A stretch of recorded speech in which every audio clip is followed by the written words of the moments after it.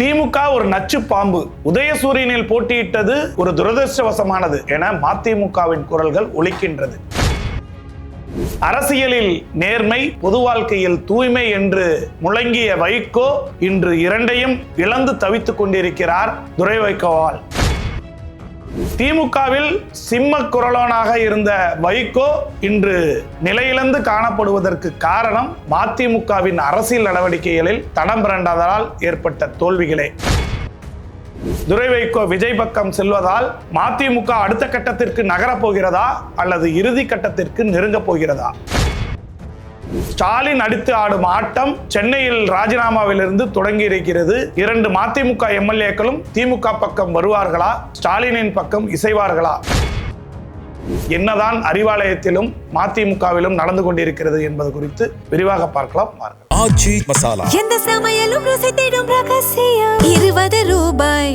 ஆண்டுதோறும் எண்ணற்ற மருத்துவ மாணவர்களை உருவாக்கி வரும் நாமக்கல் குறிஞ்சி அகாடமியில் 1 வருட சிறப்பு நீட் ரிப்பீட்டர் பயிற்சி, தமிழ் மற்றும் ஆங்கில வழி வகுப்புகள் தனித்தனியாக வருகின்ற 4/6/2026 முதல் தொடங்குகிறது. தமிழக சட்டமன்ற தேர்தல் முடிவுகள் வெளியாகி மிகப்பெரிய அரசியல் மாற்றத்தை எதிர்கொண்டு புதிய ஆட்சி அமைத்திருக்கிறது விஜய் தலைமையிலான ஆட்சி. இதில் அவருக்கு சிறுபான்மையாக தான் மக்கள் வாக்களித்திருந்தாலுமே கூட திமுக கூட்டணியில் அங்கம் வகித்தவர்களின் துணையோடு கூட்டணி மந்திரி சபையை அமைத்து தமிழக அரசியல் வரலாற்றில் ஒரு மிகப்பெரிய மாற்றத்தை உண்டாக்கி இருக்கிறார் விஜய். இப்படி ஆட்சி இழந்த திமுக அதன் தலைவர் குளத்தூரிலேயே தோற்றிருக்கிறார். என்ன செய்திருக்க வேண்டும், இனி என்ன செய்ய வேண்டும் என்பதற்காக உட்கட்சிக்குள் கருத்து கேட்புகளும் இணைய வாயிலான கருத்து கேட்புகளும் கேட்டு அதை முடிவு செய்து கட்சியை பலப்படுத்தும் நடவடிக்கையில் திமுக தொடங்கியிருக்கும் வேளையில் தங்களோடு பயணித்த கூட்டணி கட்சிகள் எல்லாம் தேர்தல் களத்தில் உண்மையாக பணியாற்றவில்லை.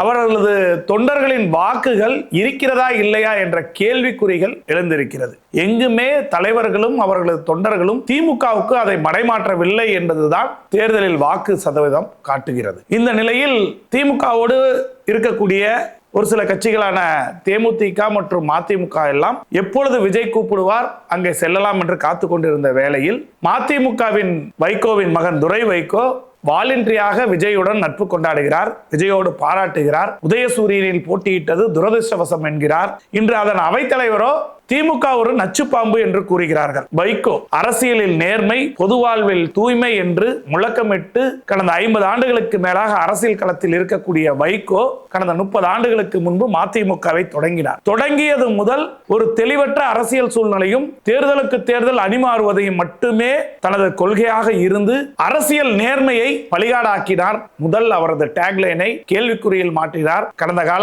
அரசியல் விளையாட்டுகளில் கூட்டணி மாற்றத்தின் மூலம் ஒரு நம்பிக்கையற்ற தலைவராக வைகோ உருவானார். அவர் பின்னால் கோடான கோடி இளைஞர் பட்டாளம் வந்தது, அதையெல்லாம் இழந்தார்.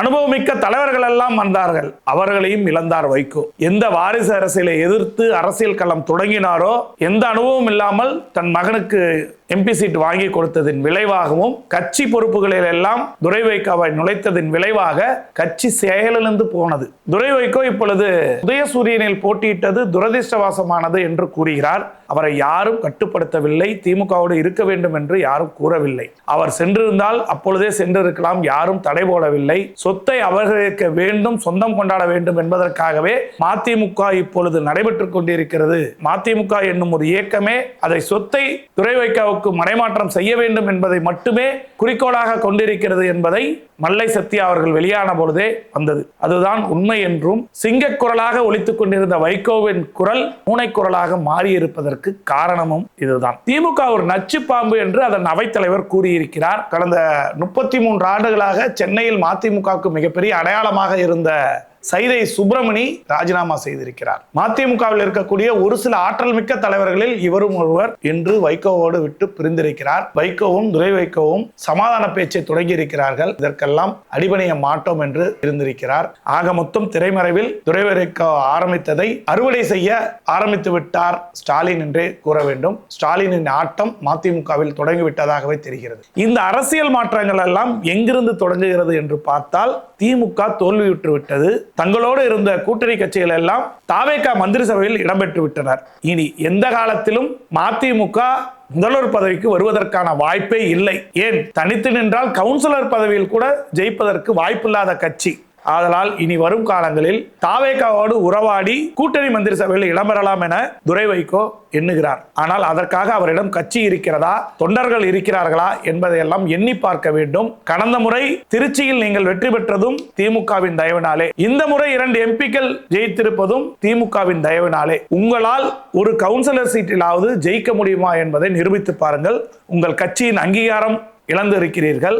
உங்கள் சின்னங்கள் குடையும் பம்பரமும் இழந்திருக்கிறீர்கள். உங்கள் தந்தை கூறுவது போன்று அரசியல் நேர்மையை நீங்கள் இழந்ததனால் இந்த இழப்புகள். இப்பொழுது பொது வாழ்க்கையில் தூய்மையும் இழக்க தயாராகிவிட்டது மதிமுக, வைகோவும். இனி அரசியலில் நேர்மை என்பதற்கும் பொது வாழ்வில் தூய்மை என்பதற்கும் வைகோ கூறுவதற்கு அருகதையில்லாத ஒரு மனிதராக மாறிவிட்டாரோ என்ற அச்சம் கடந்த 50 ஆண்டுகளாக அவரை ரசித்த திராவிட பாரம்பரியத்தில் வந்தவர்கள் எல்லாம் எண்ணுகிறார்கள். வாரிசுக்காக தன்னோடு வந்தவர்களை எல்லாம் இழந்த வைகோ இன்று கட்சியையும் இழக்க தயாராகி விட்டாரோ, அவரால் பேச முடியாத நிலைக்கு ஆளாகி விட்டாரோ என்று எண்ண தோன்றுகிறது. திமுகவின் தயவோடு ஜெயித்த 2 எம்எல்ஏக்களை ராஜினாமா செய்ய வைத்து வரும் 27ஆம் தேதி நடைபெறுகிற பொதுக்குழு கூட்டத்தில் தாவேகாவோடு இணைய துரை வைக்க போட்டிருக்கும் திட்டத்தை முறியடிக்க ஸ்டாலின் தயாராகிவிட்டார். ஏனென்றால் வைகோ யார், மதிமுக எதற்காக துவங்கப்பட்டது என்பதை எல்லாம் ஸ்டாலின் அறிந்துதான். ஸ்டாலின் என்ற ஒற்றை மனிதரை எதிர்த்து களமாடிய இயக்கம்தான் மதிமுக.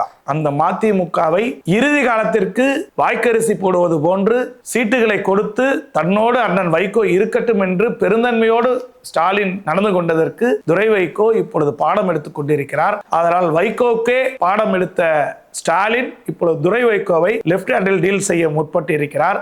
2 எம்எல்ஏக்களிடமும் பேசி வைத்திருக்கிறார். இவர்கள் தாவேகாவுக்கு ஆதரவாக துரை வைகோ முடிவெடுத்தால் 2 எம்எல்ஏக்களும் ராஜினாமா செய்ய மாட்டார்கள். அவர்கள் திமுகவில் இணைந்து விடுவார்கள். அது மட்டுமல்லாமல் ஒட்டுமொத்தமாக மதிமுகவில் இருக்கக்கூடிய ஒரு சில முன்னணி தலைவர்களும் திமுகவில் இணைக்க தயாராகிவிட்டார். திமுக கூட்டணியில் மதிமுக இருப்பதனாலே மல்லை சத்யாவை எல்லாம் திமுகவில் இணைக்காமல் இருந்திருந்தார். இப்பொழுது அதற்கான அடிமட்ட பணிகள் தொடங்கிவிட்டது. இதை துவக்கி வைத்தது துரை வைகோவே. திமுக நச்சு பாம்பா அல்லது நயவஞ்சக பாம்பா அல்லது ராஜதந்திர நடவடிக்கையா என்பதை எல்லாம் பொறுத்து பார்க்க வேண்டும். இருக்கக்கூடிய ஒரு சிலரையும் வைகோ இழக்க தொடங்கி விட்டார்.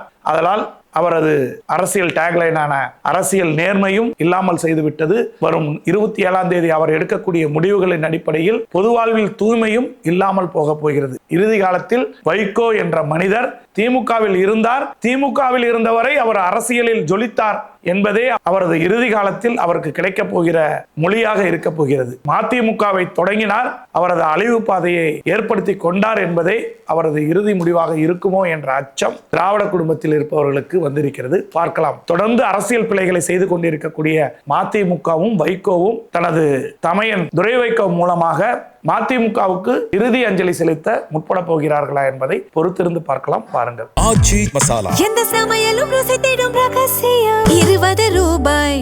ஆண்டுதோறும் எண்ணற்ற மருத்துவ மாணவர்களை உருவாக்கி வரும் நாமக்கல் குறிஞ்சி அகாடமியில் 1 வருட சிறப்பு நீட் ரிப்பீட்டர் பயிற்சி, தமிழ் மற்றும் ஆங்கில வழி வகுப்புகள் தனித்தனியாக வருகின்ற 4/6/2026 முதல் தொடங்குகிறது.